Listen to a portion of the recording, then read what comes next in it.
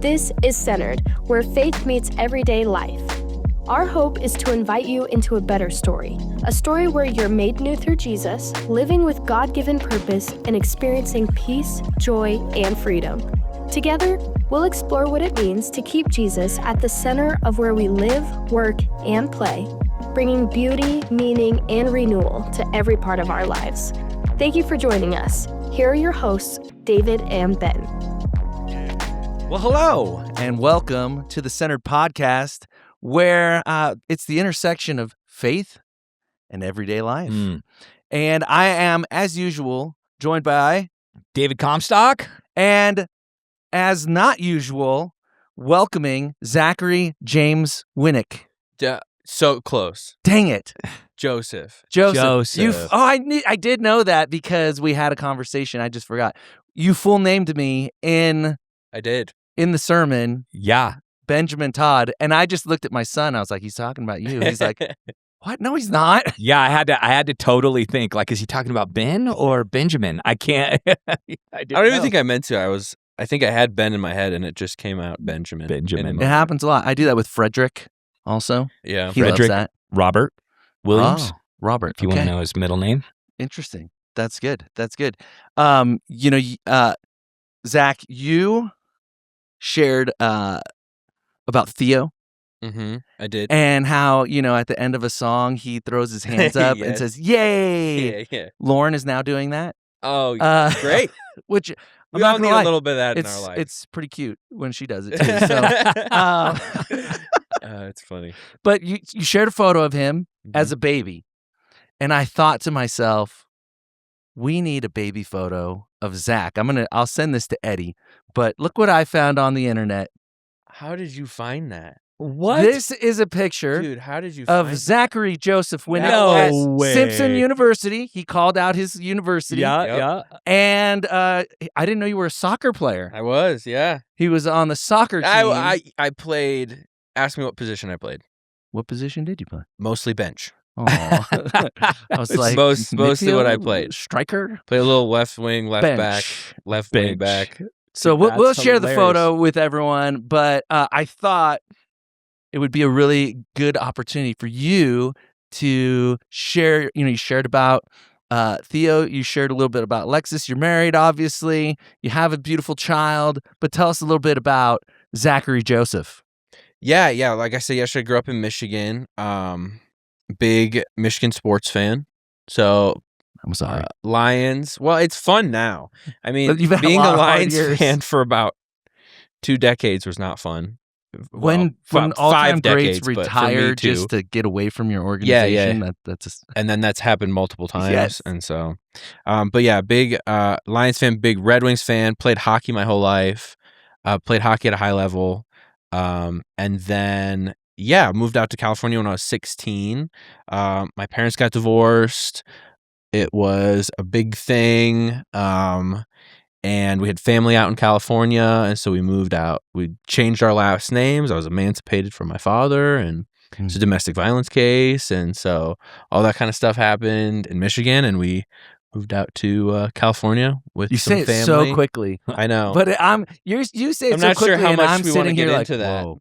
I've heard your think story, I teed but- it up yesterday of like, this is going to be a 3-hour podcast. And I was like, Yeah. If you how go much into do I want to, everything. we haven't even gotten to the message yet. And so, Yeah. but yeah, big part of my testimony. And so, moved out to California when I was 16 in the middle of high school, which was very difficult, Yeah, I'm sure. Awesome. but also really freeing too, given the circumstances. And so graduated there. And then, went to Simpson. So I brought up yesterday too, a bit of a low point in my life. Yeah. While I was in college, that picture was taken that you found was taken like right in that time. Oh, really? So that was, Oh, I looked wow. at that as a flood of memories. Oh my Wow. goodness. So That's yeah. awesome. So, but yeah, went to Simpson, got a degree in, like I said, Old Testament and Hebrew language, and just fell in love with it. And met my wife out there. She went to Simpson as well. My wife is a little over years older than me, so we went at different times. Little over what? Little over years older than. Yes. So you said Little over. Just Cougar. my wife is years older than. I was like, I don't think she's gonna appreciate that. Yeah, wow. No, she's not. I was like, you're really being harsh. No, definitely only. Yes. Right now, for the next week, is the 2 months where it's. If that Oh, makes yeah. sense. Yeah. Yep. So, Tara and I have the Number. same exact dynamic. Same exact. well, and I'm in, Yeah. and We have the Lexus- same dynamic, but Opposite. in reverse. reverse cougar. Yeah, reverse. You're reverse. You're the cougar. I'm You're the the cougar. cougar. Yeah, I'm for one more week. I'm, and she's, and that's been a really fun. You never are supposed to call out your wife's age, Yeah, in a that's- public forum. I'm here to, we had a That's marriage good point. conference. Yeah. Yeah, Conference he's this not. week. He still has a year-old brain. Yeah. Yeah. You- For one more week. You one missed more the week. second day where they must have talked about that. Yeah. So Was that one of the sessions? yeah, what is never never I'll to blame it call on out that then. Your Yeah. wife's You age missed or it. weight in the middle Yeah. of I know public that setting. one. Yeah. Yeah. No, thanks for sharing. Yeah, I think it's good. It's good for people to get a sense of who you are. You're working with our students. My kids love you. And like, I still remember they were telling me, this was early on when you had started, you had disciplined them for something. Like they just made a mess or something, not something crazy, but just something small.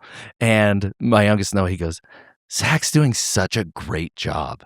And I was like, well, because you're dealing with stuff, you're addressing things and building relationships. And so I'm really grateful It was like for you. Lord of the Flies in that place. Yeah, it was a little crazy. It was what do you expect? We had so much transition. Yeah, a lot of and, like, transition yeah, for, it's crazy. It's awesome. a year and a half or something. So yeah, we're grateful for you. We're glad you're part of the team. Yeah. And you did a great job on Sunday. Yeah, I got a lot appreciate of it. Thank people you.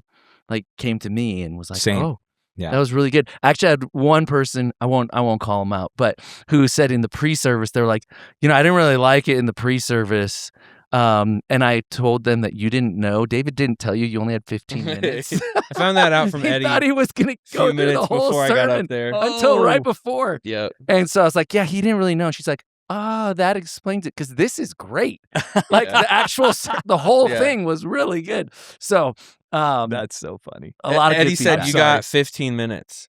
Well, and I went to Eddie and I was like, because I looked at the clock while you guys were worshiping, How does this and work? that like How do we last do song or in this? the second from last song, I turned to Eddie. I was like, I can't do the whole sermon during this. He's like, no, absolutely not. And there's no one who's going to shoot you straighter than Eddie. Eddie's Yeah. like, no. No. Like, why did you even think that? No. So That's I was funny. like, I'm he sorry. was like, That's my you bad. got till I didn't- 9:30, and then you got to thought cut it knew, off. man. I thought you knew. I didn't tell him It's- either. I I thought mean, you'd it's been fine. to one of those before. I didn't know. No, Yeah. that's good. Yeah, I That's didn't good. tell him either. So That's between the two of us, we really set him up to win. Yeah. So that aside, really great. It was a really great Sunday all around. We were talking about in our lead team meeting the baptisms, Yeah. So like just special. really Yeah, definitely. powerful, moving. Yeah. I don't have functional tear ducts, but I felt things, Yeah. and that See, you Yeah, keep that's saying And there Isn't was some like that's you're serious. well, He's not not serious. clinically. He's not I clinical. just don't Okay. cry. This is just how he excuses himself for Okay. not being empathetic or compassionate. Got you. No, actually, I think if you Okay. ask my wife, Wow. I'm both those things. But I think I was at a very young age taught not to cry. Yeah. So I Okay. just don't You were biologically programmed. or beat Yeah. up. Yeah. You were pro- you were- whatever. No, I could sympathize with that. You were in a 100%. I was- programming boot camp. Yeah, definitely. So, It was really good. I so just appreciate you brought your whole self to the weekend, which Yeah. is just one of the things that I think makes Mosaic unique is just Mm. that freedom to be able to bring our whole story, bring our whole self. And it was a beautiful, beautiful weekend. On that note, so I was wondering about this, okay, because we're gonna get to the cutting room floor here in a second, but it felt like a deeply personal passage Mm, to you, yeah. Mhm. like something that you've been working through for a long time, not just like I was handed this and I've been working on it for 2 weeks. So I'm curious, what was that process like? Like, was it coincidentally you were assigned a passage that you're like, oh my gosh, this is really, like, I've been working through this for years? Or did you guys like choose it together? Like, I'm just curious, give it a little behind the curtain for people. Well, I have spent, as I said, a lot of time in it in the past. A lot of those Genesis narratives, so like Joseph is a big one, and Abraham, like those big, like Jacob. Like I've spent a lot of time in some of those Genesis narratives, but years ago. So this one, I didn't have that moment until I really started getting into it, and it happened because I have a son now. Doesn't that change everything? And well, Totally. it changed everything, especially with a passage like this. Mhm. And I picked all the walk passages, and he picked which one he wanted to do. Oh, okay. So Okay. that's how that worked. Like That's how we got had to him Abraham doing and Isaac this passage. on there, and he was actually supposed to preach the week before originally, weeks or a couple before, weeks yeah. before originally, but then he had something that came up, and so we moved that passage With him. down. It was going to be earlier on Okay. in the series. Yeah. So we moved it down because he wanted to preach that. Yeah, that passage. Yeah, so it kind of mix of both. Yeah. That's cool. I thought it'd be interesting for people, a little behind the scenes of like, how does that work? What does that look like? Do you just get handed like a Post-it note, or Like, here's here's your preach this. passage. Yeah. No, we Like- wanted to. Yes. We wanted to be a blessing for our communicators. So Well, but it doesn't necessarily make it any easier or harder. You know what I mean? Like it's still, But yeah, it's especially personal. a passage like that. Yeah, like those personal ones are. Yeah, it takes you. You end up with some more cutting room floor. I think. yeah, That is when true. you're really familiar. Yeah, because like I Yeah. can talk about so many different things, and it's like Angles, Yeah, I and gotta nuance. figure out what's the lane for this Yeah, series and this morning, and so and then Yeah, you throw a that's kid good. in the mix and it changes everything. changes. Yep. Literally which induced the everything. fight or flight kind of theme that So that was ran new for through you. this sermon. You didn't necessarily feel a No, lot of fight no. or flight until you had a son. Well, I mean, when it comes to this passage, I think it's there, whether I have a son or not. I think that dynamic is there, given the passage.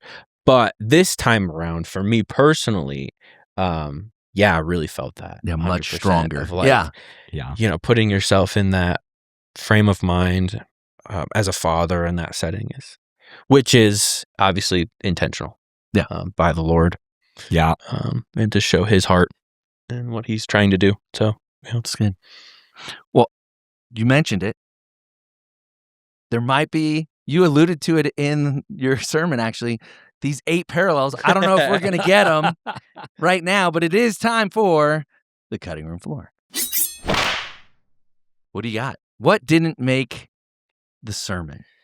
Well, I think that was so there's an enormous amount of parallels between Genesis 22, the walk of Abraham and Isaac, the walk of Jesus. So I think that is like one of the big cutting room floor things, which I kind of knew. Like I was like, we're not going to just sit on these for an hour and a half. Yeah. Like that's not Yeah. what we're doing. Yeah. So there was that. And then but I think really when you get into it too, like what actually got cut in my sermon, I had a lot more on Psalms 22 as well. Mm-hmm. Love that psalm and have spent a lot of time in that as well. That originally had its own kind of point in my sermon Mm-hmm. and then got moved to the conclusion and kind of more where we're landing. And so a lot of that got cut too. There's Was the that same the one thing. that was based on the wisdom of your wife? Or was there something you you said you had like a thread yeah, too yeah. that she was like, maybe Yes. save that. Yeah, my wife is a very good speaker as well. And so I always like taking this stuff to her because she knows me, she knows my voice, and she'll tell me straight up. And it was not Psalm 22, it was the original Genesis 22 and the Abraham and Isaac walk and Jesus walk parallels. Okay. That Yeah. I had even like structured differently than just going through some quotes to show the which went a lot quicker. And Yeah. that was good. where she helped me out a lot there. So yeah. So and I guess maybe the Psalm 22 stuff as well. she's pretty good at being like, you need to cut this. That's awesome. So Well, Nice. walk us through it. What are some things that you wanted to say but just didn't have enough time to say? Yeah, I think Psalm 22. I've always personally with that my God, why have you forsaken me line that Jesus says has always been a point of like tension and uncomfortableness for me personally in my own walk, because it's always been like a, that doesn't feel like it matches God's character. Mhm. Like, is Jesus really been Forsaken. abandoned? Yeah, is God gone? Did he just bail on him? I've actually heard people say that and preach that. Yeah. Oh, yeah. Like, I have too. Yeah. On both sides of it, you hear, and so it's always been kind of a point of contention for me in my walk with Jesus. And so when I had somebody bring in Psalm 22 into that conversation, that was really eye-opening for me. And so, and in just how that entire psalm is outlined, it's these chunks of what I call I feel, I know. And he goes through these, and he does it about 5 times. And it ends with, God, you will be victorious. And it ends with, he has done it. Yeah. Which is, it is finished, Yeah. right? And you see those parallels. I feel defeated, but I know you're victorious. Yes. Like, yeah. And every time it's like there's one that's like, I'm a worm, not a man. Like, I'm not even human. And the next one is like, I was born, and like I am human. Like, it's these direct, like, this is how I feel, and I'm being completely honest about it, which might even like isn't theologically accurate. You know what I mean? It's like that's just where he's at. Yeah. But I know what is true, and it just highlights somebody who knows God, somebody who walks with him and has a relationship with him. And I think we're very uncomfortable with God's willingness for broken humanity to come out in the stories in the Bible. Like we want everything to be theologically accurate instead of culturally or 100%. what's really going on in the heart of the person that's writing the text or doing that. And we just have a really hard time with that. And so I really appreciated the fact that you brought that out, because oftentimes what I tell people all the time is that we try to get the Bible to do and be something it was never intended to do and be. Yeah. And this is one of those moments where we see Jesus on the cross, and in the first century world, anytime that you recalled a certain part of Scripture, it wasn't just that, because we're so chapter verse. And we forget they didn't have chapter verses. Yeah. What? Like that wasn't a part of the original text that was there. And so Jesus is calling back a whole writing, a whole moment that is there for them. And he's legitimately reminding everybody that is within earshot of them as this isn't the end of the story. Yep. Like that's legitimately what Jesus is doing. And we think, oh, it's just the one verse or whatever there. And I think it's really hard for people to wrestle with, or because people think that, oh, Jesus was abandoned, that's uncomfortable, I don't want to deal with that, so we just ignore the whole thing. And we miss the meaning of that moment that's there. And so I really appreciated you bringing that out in that passage. And I think it's important for people to know that God didn't abandon his son. Like I think it's really, really, which is what I believe. And Abraham fully believed God, like he was going to walk down that mountain with Isaac. Yeah. Like that's not, like the whole story is not what you think it is. It's not like, oh, we need to copy Abraham and give everything up and that. No, we need to actually see how beautiful and trustworthy God actually is to handle our hurt and our pain and our, whatever's going on there. So I just really appreciate that. We are just Isaac on the emperor. Yeah. In need of a savior. And God just saved him. And and God steps in. Well, it's good. And I think so many people do position Isaac as Jesus. As you read the story. Like that's it's easy like the, to. It's you know, easy like to. your friend, you said, oh, okay, so Abraham's God and Isaac's Jesus, right? Because that's like the easiest correlation if you're just reading it, that's what comes to mind. Yeah.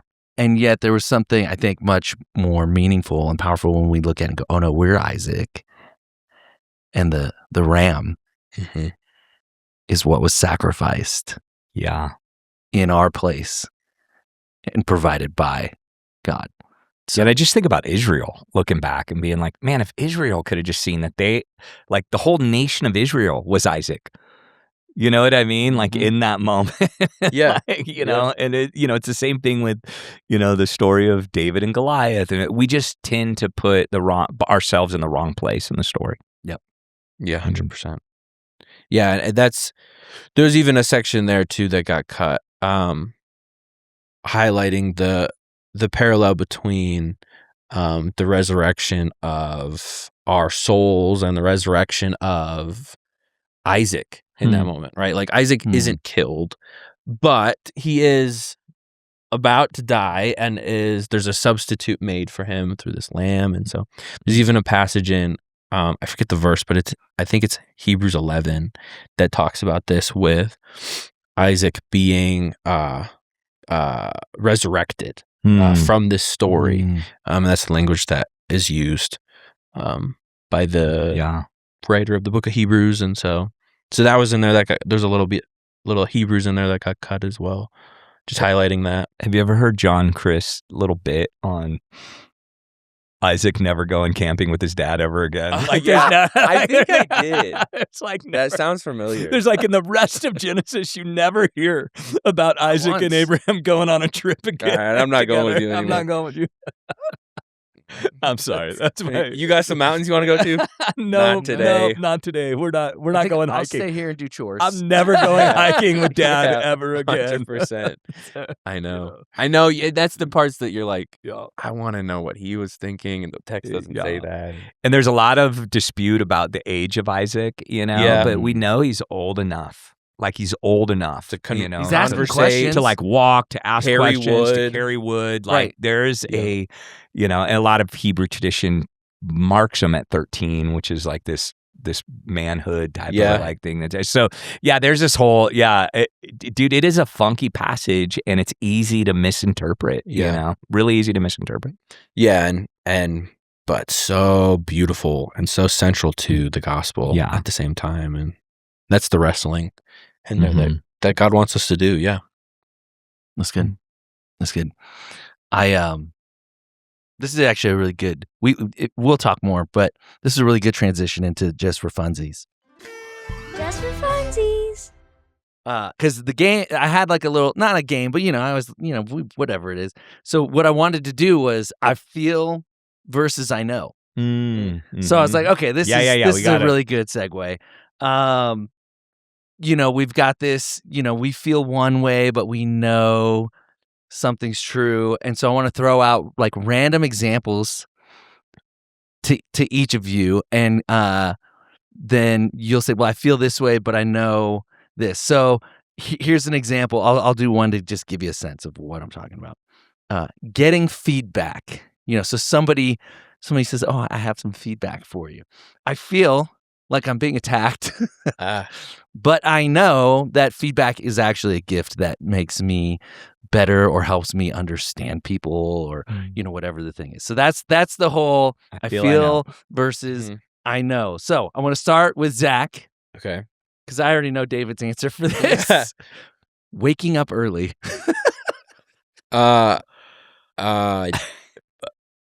Father Zach. So now after having a son, waking up early is I feel numb, and that's just always how I feel. So it's fine. I feel fine. And I know that my son needs me. But before Theo, I was much like Ben, that I would go to bed very late and wake up very late. And so a few years ago, it would have been like, I feel horrible. And I feel attacked. I know that I'm gonna still feel horrible throughout the day. That's how. And I know this sucks. Yes, and I know this sucks. Yes, definitely. All right. Okay. This one's for David. Going to the gym. Oh, I feel apathetic, but I know I need it. Yeah. That's good. See, my thing with the gym is like I feel like it doesn't do anything. Like for me, Yeah. aesthetically, I look exactly the same. If I go to the gym 4 times a week for 6 months, there will be no visible difference. Yeah. And so I'm like, I know it's not worth it because I'm just that vain. That's all I care It's about. only It's not fine. about how you feel. I know I but, will be yeah, healthier, but it's like, but I still look the same. Like to, Yeah. look better. I don't know. All right, Zach, checking your phone first thing in the morning. I feel like I really shouldn't do it. And I know I'm going to do it every single morning. It's hard not to. I don't have any social medias. So I've been off social medias for a long time now, like 4+ years. And so That's what made getting that photo so hard. yeah, I'm still I had to dig a little. thrown off by that picture.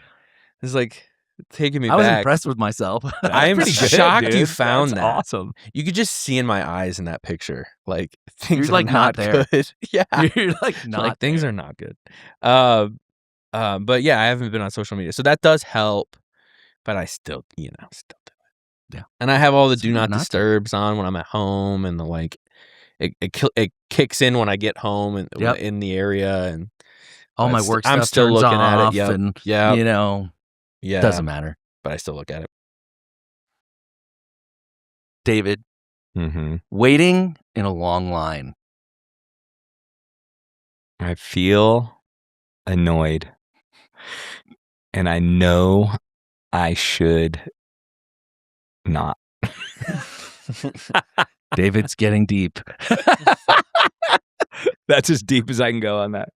Lines just suck. They do, yeah. And I've been intentionally trying to Avoid them. no, not avoid them. I'm trying to be more present in lines.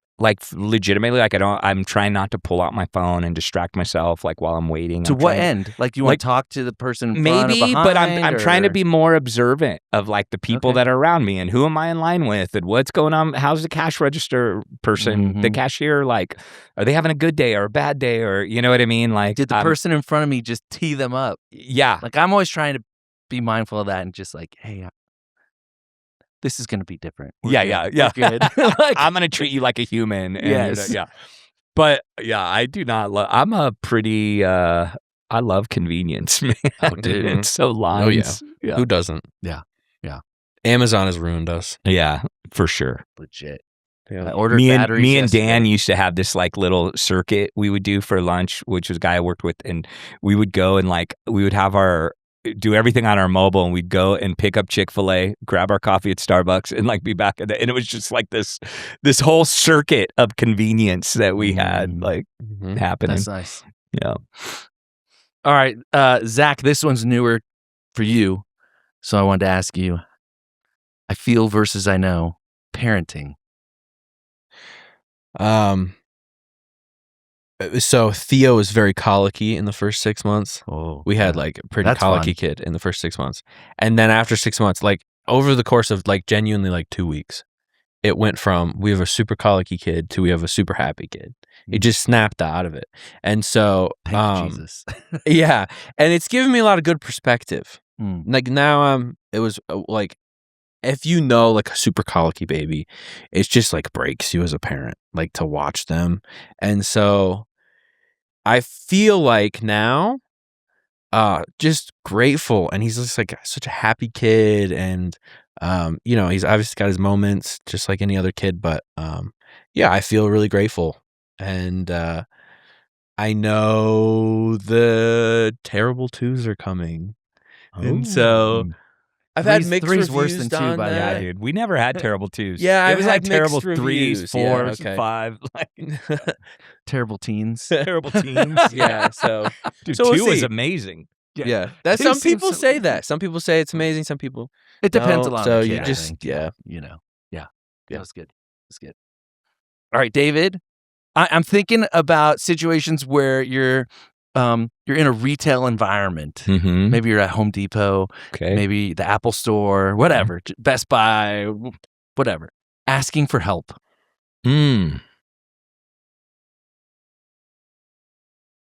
I feel like this is the first time I've ever even heard of that concept. Yes, I never do this. And I know I don't need help.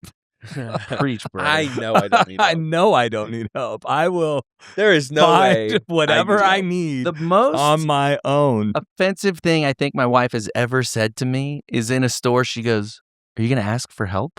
Like, no. What are you How talking dare about? you? I'm fully competent myself. No, I don't need help. Yeah, I actually get offended when retail store clerks Can I help ask me, you? "Can I help you?" I'm like, "What do you? Absolutely Do not. I look like someone that needs help? Like what?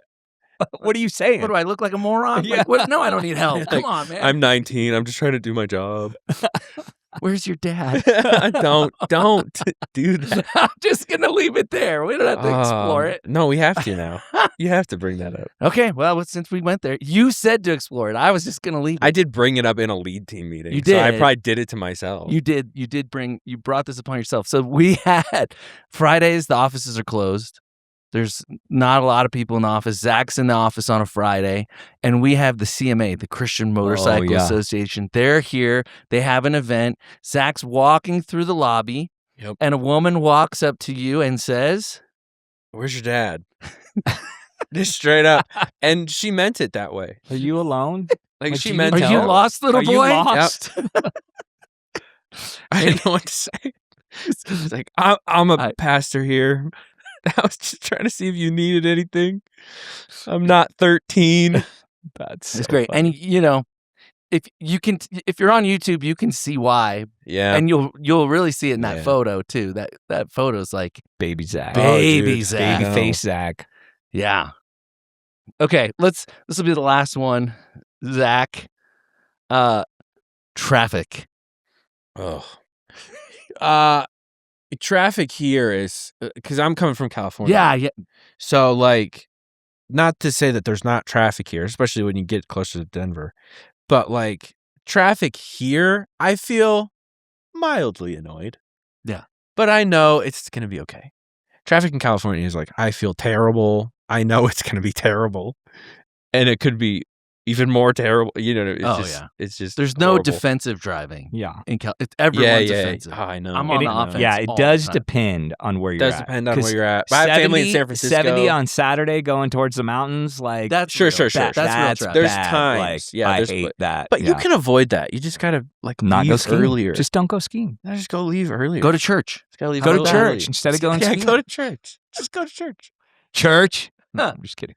All right, that's all I got. I feel verse I know.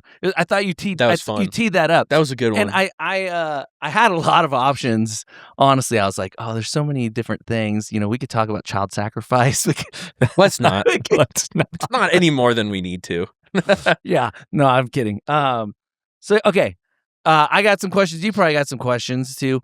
I was thinking about the your thesis, if you would, for the that the same God who can be trusted in the promise can be trusted in the process, and it's a compelling thing to think about. It got me thinking about how we seem to struggle to trust God the most, and you teased this out in the sermon, when the process is not leading where we thought it would. Yeah. And it's not the outcome we're hoping for. It's not the version of the story that we wrote for ourselves without consulting God really oftentimes. And so when the process starts moving in a different direction, it exposes this dissonance between our trust in God or our trust in the outcome. And so do you think we actually struggle to trust God or struggle more to trust God in the process or to let go of the outcome that we have in mind? Or are they the same thing? I think the outcome, if you put it in terms of a walk, the outcomes are like checkpoints, right? There's usually multiple times that feel like maybe it's the outcome. Or maybe it's part of it, maybe it's not at all. And so I think it's those like checkpoints. Does that make sense? Like, yeah, that's when I think, your expectations kind of hit a checkpoint of like, this isn't not going how I thought it would. And I think that's the place that God often meets us in and works in us and where trust can really grow. And that's the process. I think that's the process is the results are not linear oftentimes in our lives and in the things If that only. yeah. I mean Sounds nice, really, but it's not real. but we would be robots at Yeah. that point, you know what I mean? Yeah. So, it sounds nice in theory, but connection and relationship is how we were designed, and coming to conclusions, in our walk is not linear and come with weird checkpoints sometimes, and I think that's where God meets us. And that's where that process and that trust is built, if that makes sense. Yeah. Yeah, for sure. Well, I think I've seen my faith grow the most Yeah. in the seasons where the outcomes look nothing like I expected. Now, not in that moment. In that moment, I'm pissed or I'm hurt or I'm angry at God or whatever the thing is. But on the other side of it, it's when I can look back and go, oh, God was incredibly good to me or faithful or loving or kind or what, like I could see what God was doing. And even though the outcome wasn't what I expected, it's oftentimes better. Not always the circumstance, but like what he's done in me. And so those have been like having those checkpoints, like you said, to be able to refer back to and go, oh yeah, I remember, mile 17, this crazy thing happened, but God was there and he was faithful. And so now, mile 47, I'm like, oh, he's going to be there again. Yeah. And it's huge. It's good. Yeah, I think we ask people what's your testimony, and for me it's like, well, which one? Like which one? Well, do you yeah. want? You know what I mean? There's so many like things I could say, and I do the same thing. When we're getting to know somebody, ask what's your testimony? It's not that that's bad to ask, but like, that's just how our lives work, and that's how our walk with Jesus works. Is it's not linear, and that's like you said, that's where it grows. That's where you grow closer to him, which is the whole point. Yeah. You talked a little bit about that dissonance in your own walk with the process and trusting God and the outcome being not what you expected. You shared about how you had this call to be a pastor. It was super clear. And then not all that long later, you're in a season where it looks nothing like what you expected. So how do you move from a season like that where you're not really able to trust, you're questioning God because nothing looks like what you expected? How do you move from a season like that back to trust? Some more stuff they got cut to in that story as well. So when I was in college and going to the counseling center every 24 hours, did that for a couple weeks. And then I had to start weekly counseling. It wasn't mandatory, but it was like, it felt really mandatory. should. It Yeah, really felt needed. mandatory. Yeah. You're going to do this. And so I was going to counseling every week. It was paid for by the school. I did not have to pay for it. Wow. They were like, this is going to get scholarship for you. I got like fast tracked into it, which I was very grateful for. As I was in that process, I had a friend of mine who was going through some stuff too. And he's like, yeah, I went to the counseling center and they're just like booked right now. Like I'm trying to like get in. I'm sitting there like, I'm going in every week. And they're things must be really bad for me. Like it was a pretty like this is bad. Like this is bad. It's sobering. Yeah. It was very sobering. That's a good word for it. It was sobering. And so, in that process, I've been in counseling a lot in my life, had been before that, and then was in a season again where going in every week. That counseling was a lot different though. I had a lot of trauma counseling leading up to that. And then this counseling was really getting me to kind of get out of survival mindset, which was, I think, like looking back, was me trying to kind of get out of it, and then like it kind of pulling me back in, and then that kind of spiraling. And so this counseling was like getting me out of that like survival mindset of somebody who's just got PTSD and trying to get out of that, and getting into more of a like I can start to grow and thrive as a human being. And so that counseling was a big part of that. Like I tell people that season of my life, I was playing soccer for Simpson, playing bench for Simpson, And and playing air and, quotes. Just kidding. and I was going to counseling every week, and coming out of those counseling sessions felt like coming out of practice. Like I was physically like exhausted, because it was just working through stuff.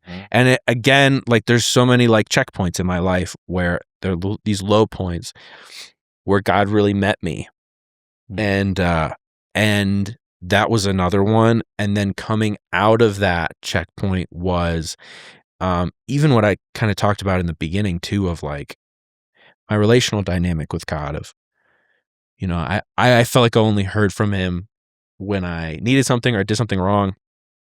That process has been going on for years. And I think I've finally like gotten language for it in the last like year or so.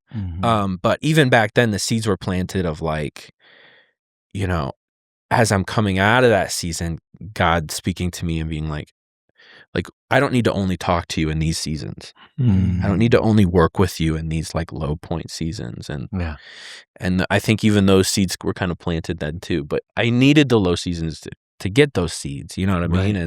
And that's all part of it as well. And so, yeah, it's just more connection, more knowing him, more relational things, that through those valleys, he met me and was there with me in those sessions. And I felt that so clearly. But this sounds like a process of years. Yeah, I mean, like it's. I mean, you might have had a season of this intense counseling. That was not necessarily, which was about a year. years. That one was about a year. Yeah, but then even you coming out of that, you know, it's years of learning to trust God and having relationship with him. And you talked about, you know, hating that relationship dynamic of only being connected to God when you've done something wrong or when you need something.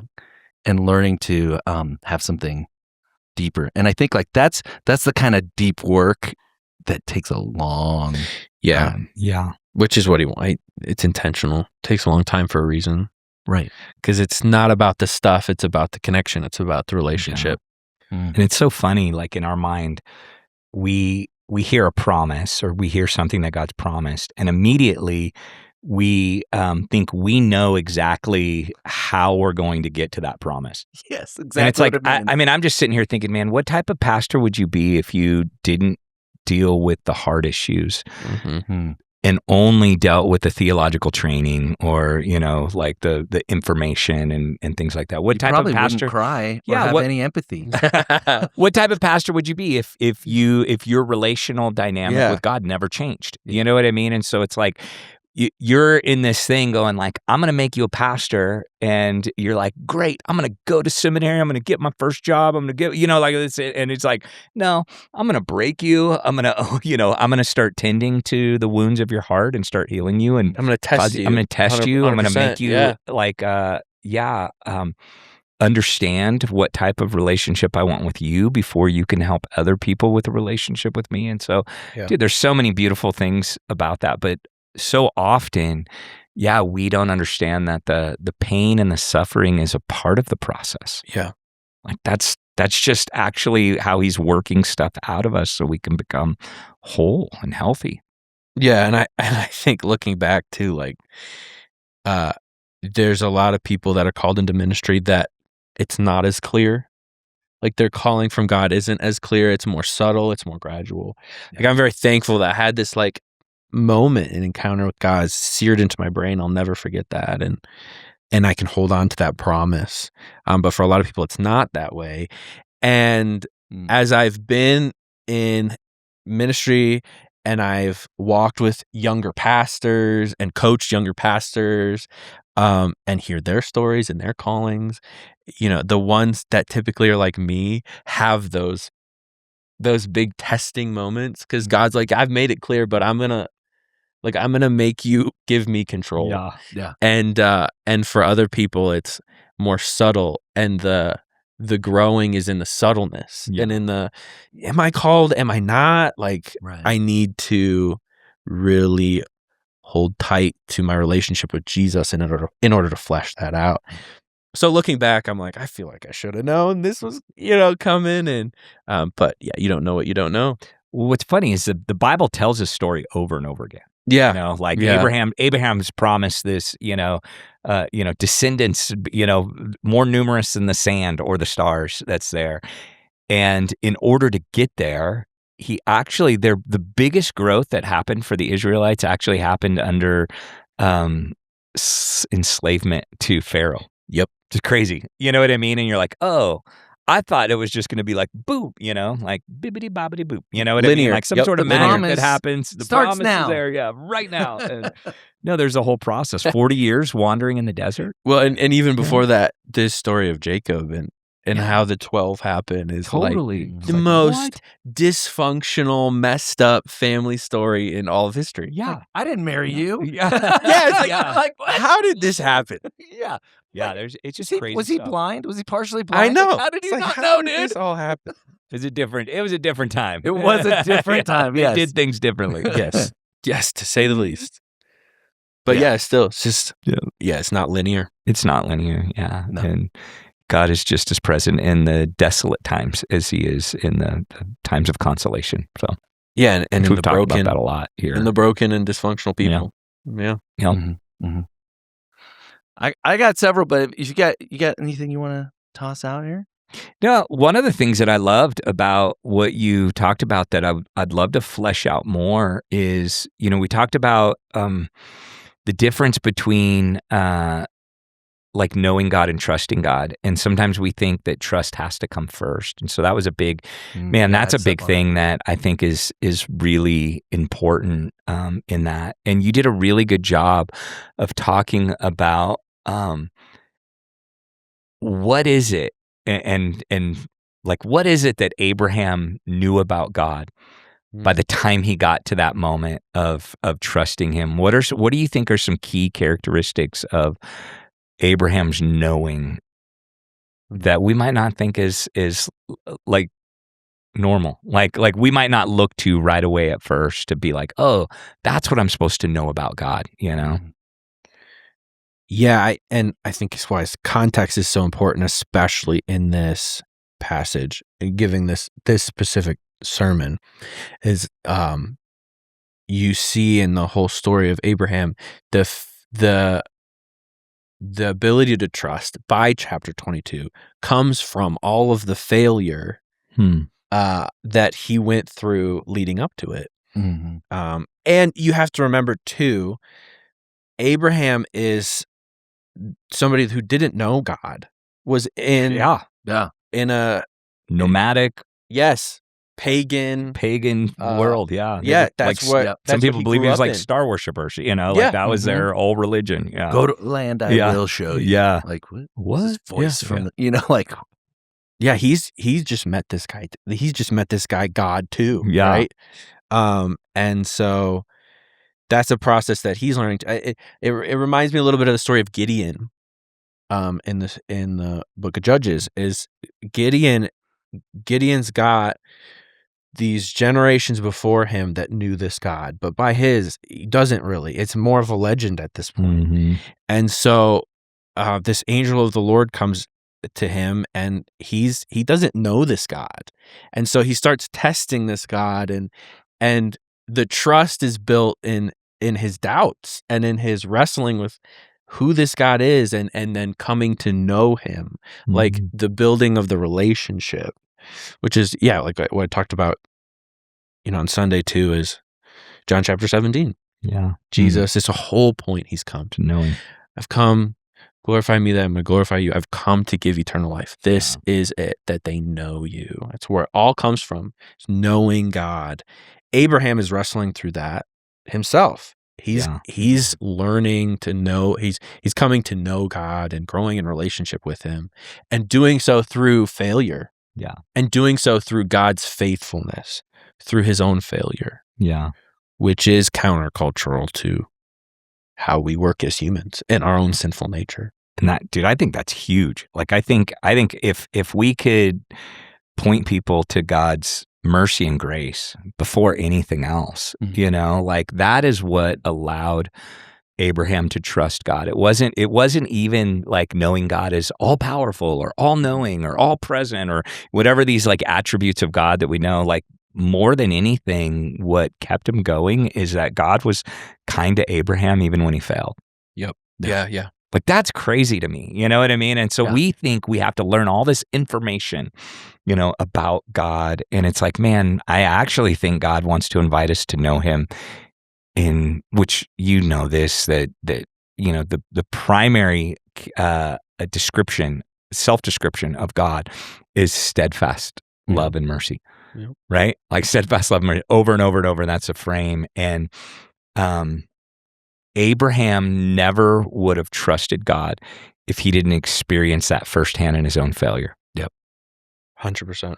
When I think about, you know, it's God's kindness that leads to repentance. Totally.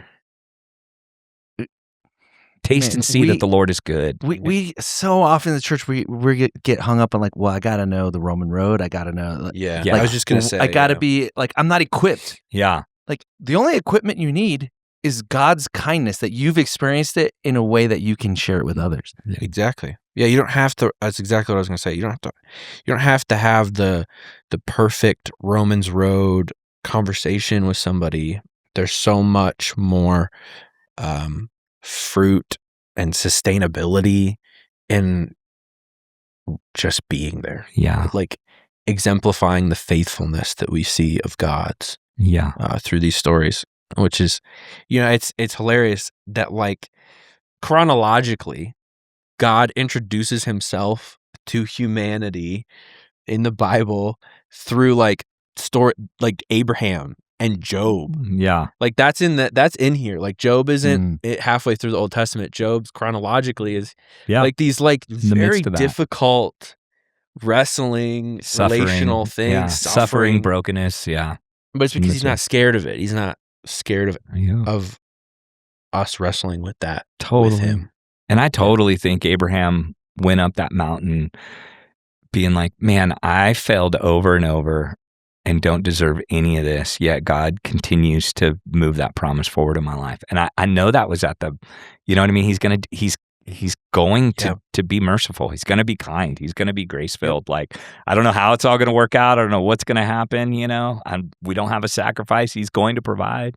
Because he did. I mean, Abraham said, he told Isaac, God will provide. Like, God will provide the sacrifice. We will go up. Yeah, we will worship. We will come down. You look at it in the Hebrew, it is plural. Like, it's clear as day. He knows. He's saying, we will go up. Me and the boy will go up, and we will come down. Yeah. Like he is holding on to that. I love that. I really just appreciated that. But my mind just started geeking out when you said that this weekend, just on the beauty of that. Yeah, I know. It is. It's beautiful. Through the tension and the uncomfortableness, it's beautiful. Yeah. Well, it's crazy. Like, I mean, like, think about the level of confidence you need to have in God's promise. Not only that you're going to have descendants that outnumber the sand and the stars, you know, and that it'll be through Isaac. Yeah. And then you have that very same God say, go sacrifice your son. So like, Abraham has to have such trust in God and this promise that God has made him, which is like, I mean, you think about the circumstances of the promise. They're super old. They can't have kids. Like, you know, he's seen God's faithfulness. But to say we are going to go up and we are going to come down, like, it's mind-blowing because like God is a God of his word. Like Abraham knows this. Yeah. But there's these two contradictory words. Go sacrifice your son. Yeah. Like, and so I don't know, you know, I almost like, I've always thought like, I wonder if Abraham literally thought he was going to have to do it. Yeah. I mean, and that he's at God least was going wrestling to with it. Yeah. resurrect. Like Maybe, he yeah, knew who that knows? whatever happened, whatever he had to do, How is he whatever gonna it do took, Yeah. God was going to make it right. Yeah. Yeah. And he was like right there. Like, I mean, I've like done the visual, like, His hand raised. Yeah. right, Yeah. like right before the moment of impact. Like, no, stop. Yeah. And Abraham must be like, Yeah. Well, and the response is, here I am. Again, here I am. Mm. Yeah. And even in that, like, the text doesn't say this, so we don't know for sure, but most likely, like, child sacrifice isn't a foreign concept to Abraham. Right. Like, there's pagan nations around that are most likely, this isn't a foreign they're doing concept this. to him. Yeah. And he's learning this maybe God. even his own people. Yeah, maybe. You know, at that time, like Yeah. we might don't have know. grown up in know. that. You don't Yeah. know. You know, the text doesn't say, but there's a good chance it's not a foreign concept to him, and he's been wrestling now for a while with who this God is and growing a relationship with him, and this promise he's given and strengthened and made clear. Yeah. And so then now we're at this point.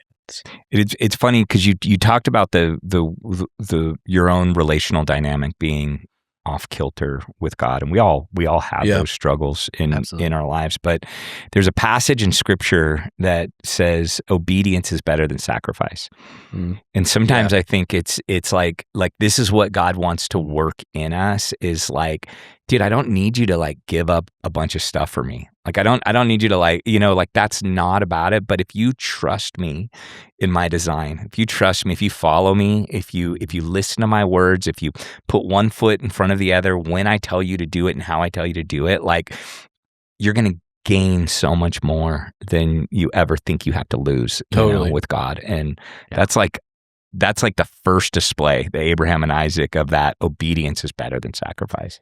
And this story too is a great example of that as well, in that God wants us to be obedient. He wants Abraham to be obedient to him, because not just for obedience sake, right, but because he's trying to draw him into his heart and his work of redeeming the world. It's like, I want you to be obedient to me because I want you to be a part of this. Yeah. Like I want you to be a part and to see my heart. It's like the key, that turns on real life, what we were made for. It's just like, it's not like, it's not for obedience sake. Yeah. It's not for obedience sake. It's not just because I told you so. That's not what it is. It's not on some power trip. Because this is where life is found. This is where life is found. Yes. That's good. Totally. All right. I think it's time for David's or Zach's low-key obsession. Let him cook. It's time for David's low-key obsession. You got a low-key obsession for us? I mean, I do.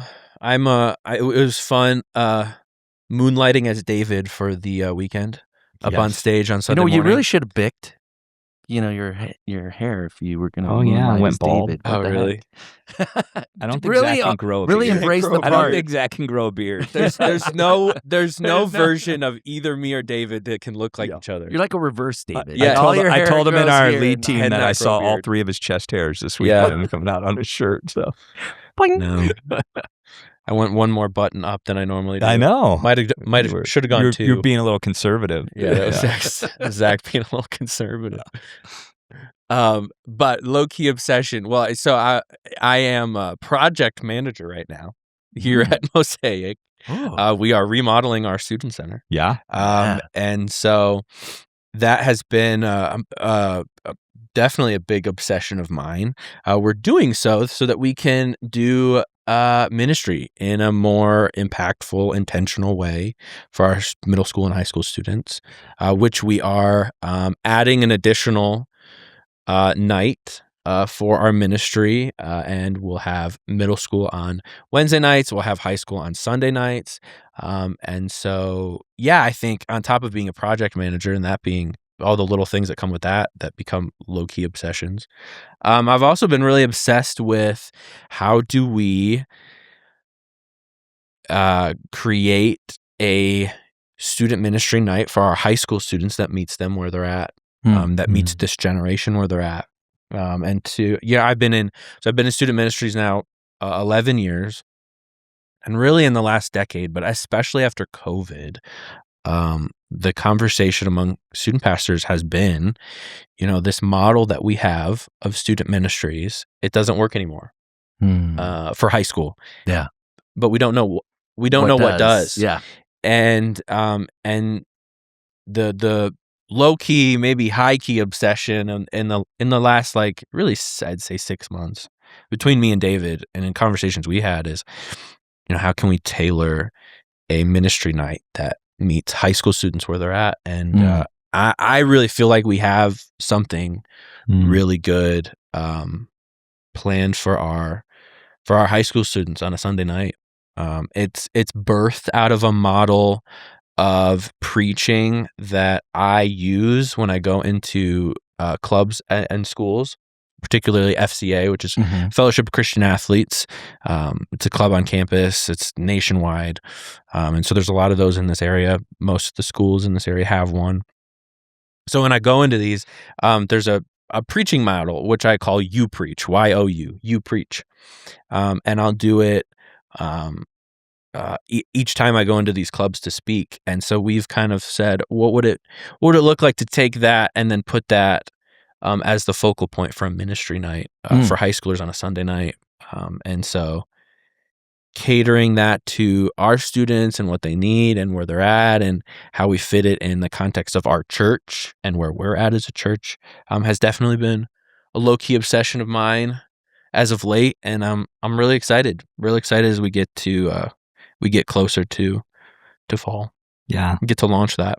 It's gonna be exciting. I love it's a discipleship and community model that's like that's brought together instead of an entertainment model. It's really focused on helping high school students have a voice and learn how to engage their own faith in a way that doesn't just change their own lives but impacts others. And so I'm excited, man. It's gonna be really cool. Yeah. And that launches when? We'll launch August 23rd and 26th. Nice. For our Wednesday and Sunday night middle school, high school nights. Yeah. And let me just give a shout out. If you are listening and God puts on your heart that you want to make disciples and you want to help the next generation of Jesus followers step into the story of God, this is the season and time we need you. We need you to step up. Yeah. So come help us build student ministry and find joy and meaning and connection in ways that you never thought possible. Well, I will say this too. I've helped a little bit here and there with the students, and we have a really great group of kids. Yeah. I've been around, churches and youth groups, and it's not perfect. It's still messy, and they're still teenagers, and but we do have a really great group of kids who I think are they're hungry. Yeah, I'd agree. They're hungry for leadership. They're hungry for worship. They love worship. They love worship. That's cool. It's not just because our kids are in there. I just think it's a really great group, and so grateful for your leadership in that. And really do want to encourage you. Like, these kids, they're I think they're ripe to be led. Yeah, I totally agree. Yeah, like David said too, it's a perfect time to onboard as a volunteer in ministry right now, with everything that's going on. Yeah, it's a really unique, great time to come on board and get to be a part of what God's doing in our student ministry. Sweet. All right, this is for both of you. Yep. #IRL in real life. How do we do this in real life? #IRL. And if you don't know what that means, you must be old. I don't know exactly what that means. So to give me So basically, how do we take the premise of the sermon? So if it's trusting God in the process, as much as we do in the promise, or if there's a certain element, just like practical. Give us something practical. How do we live this out in real life? I think where the Psalm 22 landed, I think was for that, to answer that question in this sermon is like, what do I do when I find myself here? It's relatable. We see this story of Abraham. We see this walk of him and Isaac. We see how it connects to Jesus. We see how God's working behind the scenes here to intentionally connect these things, to show us his heart. But what do I do when I find myself in a place like this? What do I do when I feel a call and then years later it feels so broken? I get married and it feels so broken. And years later it's a child and it feels, I think that's, what do I do when I find myself here? And I think Psalm 22 is a great IRL, sobering IRL moment of like, what we do is we take our raw, unedited feelings to God, and we allow him to step into that place, which is a choice of vulnerability. So I think how it works out is to be vulnerable with Jesus and to tell him like what's really going on, as is modeled in that Psalm 22. That's good. Yeah, that is good. What do you think, David? Embrace the suck. Yeah. Embrace the suck. It feels like a terrible bumper sticker. No, I just really think that people need to recognize that God's working in the pain, and he doesn't allow our suffering to go to waste. And yeah, I think part of the awareness is understanding that the pathway to beauty is hard. Like it's hard, because we're broken and there's some things that need to be peeled off of us, and we need to have things ripped out of us and ripped out of our hands, and we need to experience suffering in order to recognize what God actually has for us. The joy and the way that God has for us is better. And so yeah, I think we try too hard to move past the suck. Yeah. And learning how to sit in it and having some people to sit in it with you. And it's okay to have, 8 verses of, my God, why have you forsaken me? I'm a worm of a person. Everything's fine. It's okay. Yeah. And we want to move past it too quick, but I can't remember. I think it's like 9 verses or something before it gets to the positive in that. It's just even, it gets negative, it gets positive, and it gets negative, and it gets positive. It's a roller coaster. It's just, I'm in even a glass after case of emotion. 2 or 3 positives, it goes back to the negative. Yeah. It's like, yeah. And so just embrace it, and I know it's not comfortable, but God's doing more in your pain and suffering than you even realize. And it's a part of how God's loving you. And I know it's hard to see, but it is a part of like God's not going to let you drown. He's not to the ultimate sense, he's gonna allow you to get to the point you need to get to so that you can let go of the things that are holding you back and grab a hold of the things that will bring you forward. And so just learning how to embrace the suck, man. Yeah. I mean, that's James, right? Yeah. Like, consider it pure joy when you face trials of many kinds, but it's because it's all with a purpose. Yeah. It's like, what is God producing in that? And so it's Romans 5, Paul, Romans 5. Yeah. Yeah. There's so many instances of this, like the Bible's trying to teach us. And it's that honesty piece, man. Just be honest. Yeah, this is how I feel.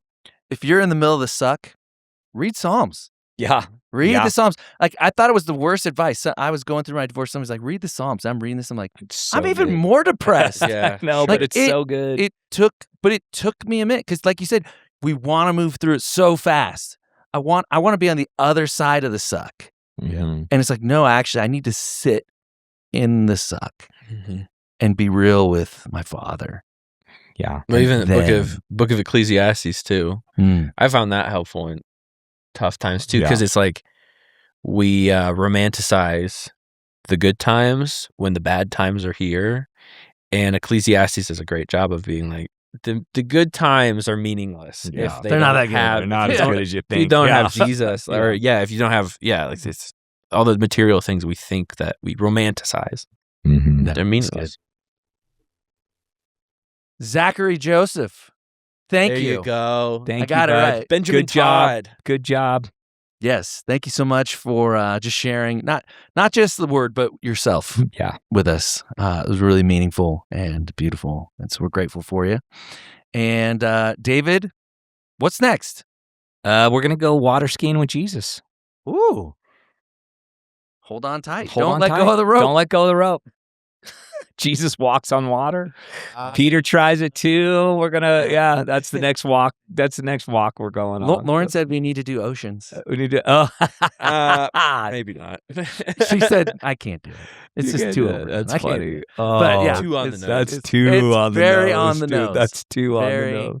on the nose. We will not be doing oceans Okay. on Sunday. Yeah. But it is also Mother's Day, and so we're gonna have a beautiful Yeah, day we'll have beautiful to Mother's honor Day. women. Yeah. And Lauren's leading worship. It's gonna be great. It's gonna be a great weekend.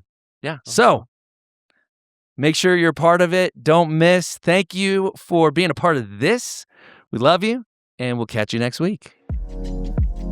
Thanks for listening to Centered. Be sure to subscribe, leave a review, and share this episode with a friend.